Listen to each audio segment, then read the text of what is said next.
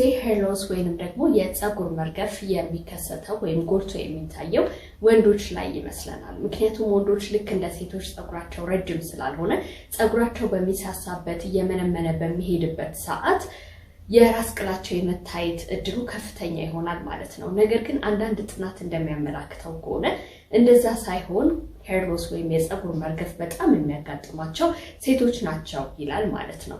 የዛሬው ቪዲዮ የምናየው ሄር ሎስ በምን ምክንያት ነው የሚከሰተው፣ እንዲሁም ደግሞ የፀጉር መርገፍን በምን መንገድ ትሪት ልናደርገው እንችላለን፣ ምንስ ትሪት አያደርገውም የሚለውን ነገር እንነጋገራለን።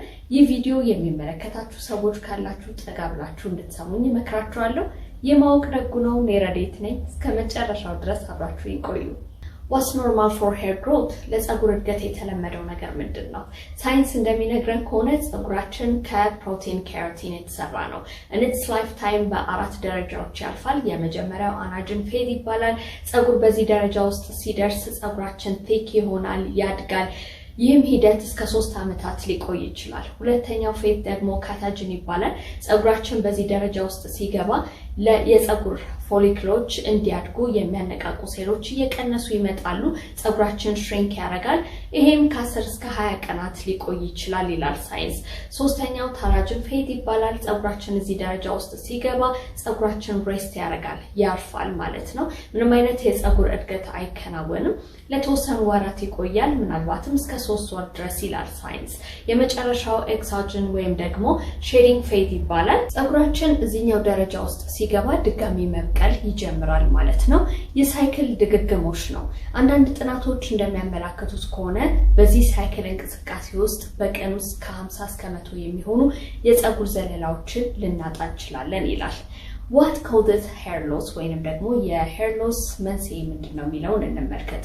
ፀጉራችን እንግዲህ የሚረግፈው በጣም በበርካታ ምክንያቶች ሊሆን ይችላል። ከነሱ በጥቂቱ ስንመለከት ከከፍተኛ ትኩሳት እስከ ኢንፌክሽን እንዲሁም ደግሞ ድንገተኛ የክብደት መቀነስ እንዲሁም ሰዎች ሰርጀሪ ከተሰሩ በኋላ የሚመጣ የሰውነት ውጥረት ፀጉራችን እንዲረግፍ ሊያደርግ ይችላል ማለት ነው።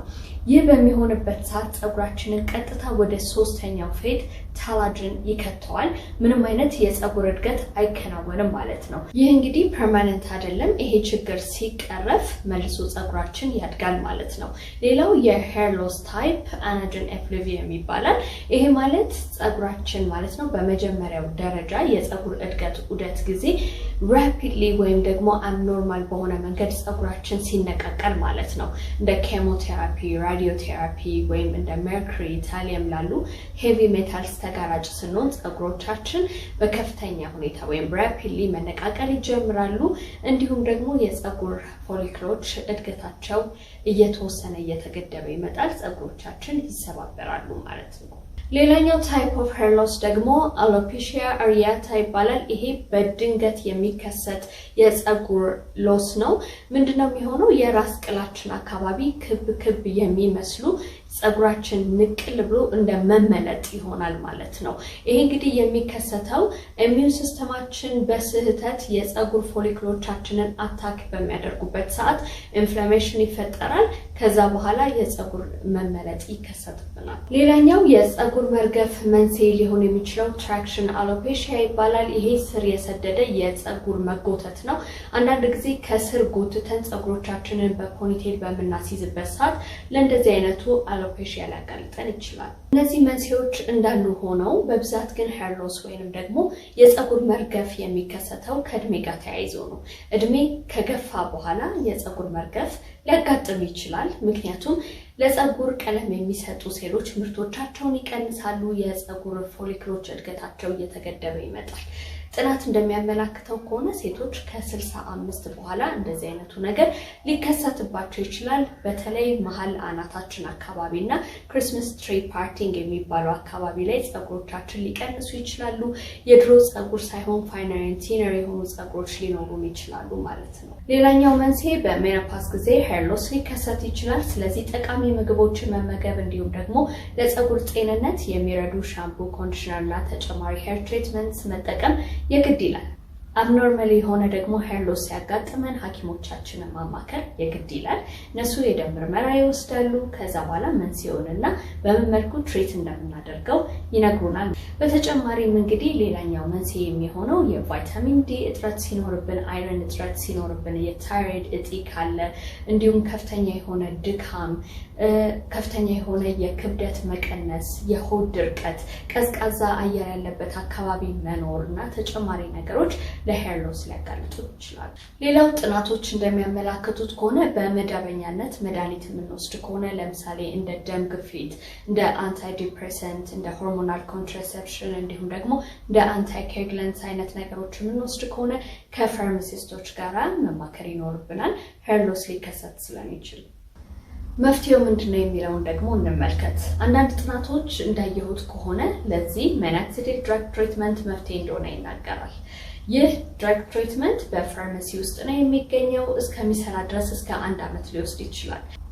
ሌላው ደግሞ እንደ ኮላጅን እና ማሪን ፕሮቲን የተባሉ ሰፕሊመንቶች አሉ። እነዚህም እንግዲህ ሄር ሎስን ትሪት ለማድረግ ይጠቅማሉ። አንዳንድ ጥናቶች እንደሚያሳዩት ከሆነ ወንዶችና ሴቶች ላይ ሙከራ ተደርጎ ወዲያውኑ ባይሆንም ከ3 እስከ 6 ወራት ባሉ ጊዜያት ውስጥ ጸጉራቸው እንደተመለሰና እንዳደገ እንደውም በተሻለ ሁኔታ ቴክስቻይን እና ቮሊዩም ያለው ጸጉር እንደበቀለላቸው ያሳያል። ሌላኛው ትሪትመንት ደግሞ ኒትራፎል ነው። በውስጡ እንደ ከርኬመን፣ እንደ ኮላጅን እና ሌሎች የጸጉር ጤንነትን ሊመልሱ የሚችሉ ንጥረ ነገሮችን በውስጡ ይዟል ይላል ጥናት። እንደ ቫይታሚን ዲ እጥረት ያለበት ሰው፣ የባዮቲን እጥረት ያለበት ሰው እነዚህን ሰፕሊመንቶች መውሰድ የግድ ይላል። የምንም ነገር እጥረት ከሌለብን ግን ሰፕሊመንቶቹን ከመውሰድ ይልቅ በምግብ ብናገኛቸው የተሻለ ነው። ለምሳሌ ባዮቲንን ለማግኘት የእንቁላል አስኳል ውስጥ እናገኘዋለን። ብሮኮሊ ብንመገብ ምስር ውስጥ አለ፣ ባቄላ ውስጥ አለ፣ ሊቨር ውስጥ አለ። እንደነዚህ አይነት ምግቦችን በመምረጥና ምግቦቻችንን በማስተካከል የጸጉር ጤንነታችንን መመለስ እንችላለን ማለት ነው። ሌላው በብዙ ኤክስፐርቶች የተመሰከረለት የራዝሜሪ ኦይል ነው። ራዝሜሪ ኦይል በውስጡ አንታይ ባክቴሪያ እና አንታይ ኦክሲደንት አለው።